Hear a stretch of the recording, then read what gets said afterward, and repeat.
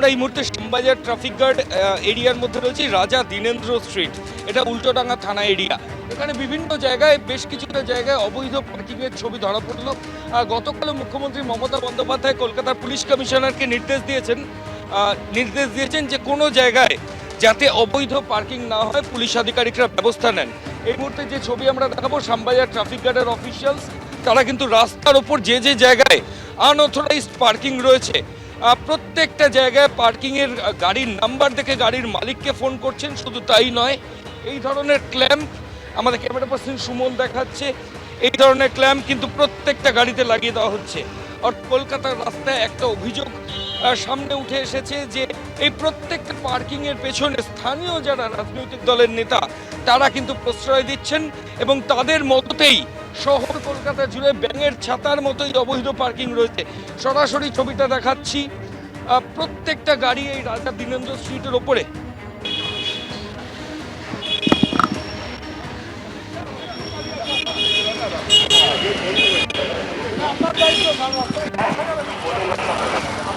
আর উল্টোডাঙ্গা থানা এলাকার এই রাজা দীনেন্দ্র স্ট্রিটের বিভিন্ন জায়গায় এইভাবেই অবৈধ পার্কিং রয়েছে এবং সেই পার্কিংগুলো সরানোর জন্য কোনো জায়গায় গাড়ির যে চাকা সেখানে তারা ক্ল্যাম্প লাগিয়ে দিচ্ছেন, কোনো জায়গায় রেকার ভ্যান এনে সেই গাড়িকে সরানোর প্রক্রিয়া চলছে।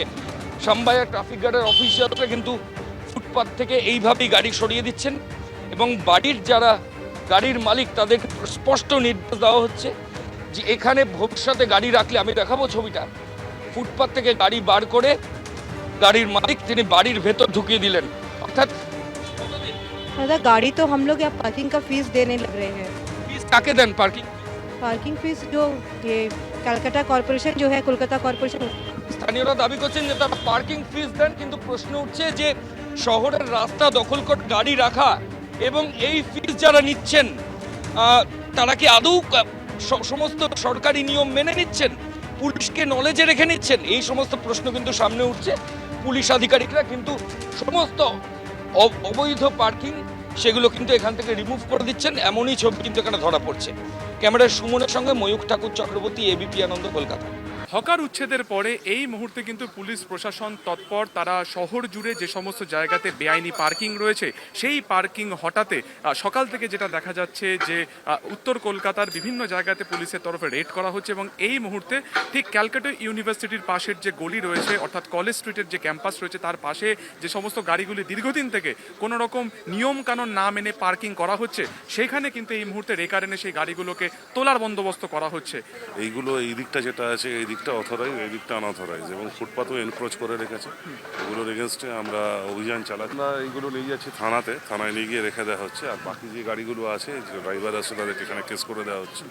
আমরা ওই কেস করে রেখে দিচ্ছি, ডকুমেন্টস নিচ্ছি। কিছু ক্ষেত্রে ওনার কাছে মেসেজ যাচ্ছে, ওনাকে এই ফাইনটা পেনাল্টিটা দিতে হবে। যেটা পুলিশ সূত্রে জানা যাচ্ছে যে জোড়াবাগান ট্রাফিক গার্ডে, এবং সেই জোড়াবাগান ট্রাফিক গার্ডে সেখানেই রাখা হবে এবং পরবর্তী সময়ে গাড়ির যিনি মালিক রয়েছেন তাকে সেখানে ডাকা হবে এবং কেন তিনি এখানে গাড়ি পার্কিং করে রেখেছেন এই বিষয়ে তার কিন্তু সুনির্দিষ্ট উত্তর চাওয়া হবে। এবং দেখা যাচ্ছে এই মুহূর্তে একটি গাড়ির প্রথমে পুলিশের তরফে কিন্তু পুরো কভার সরানো হলো, গাড়ির নাম্বার প্লেট যেটা রয়েছে সেটার ছবি তোলা হলো, তারা সেটাকে রেকর্ড রাখলেন এবং তারপরে দেখা যাচ্ছে যে রেকার দিয়ে সেই গাড়িগুলো কিন্তু তোলা হচ্ছে।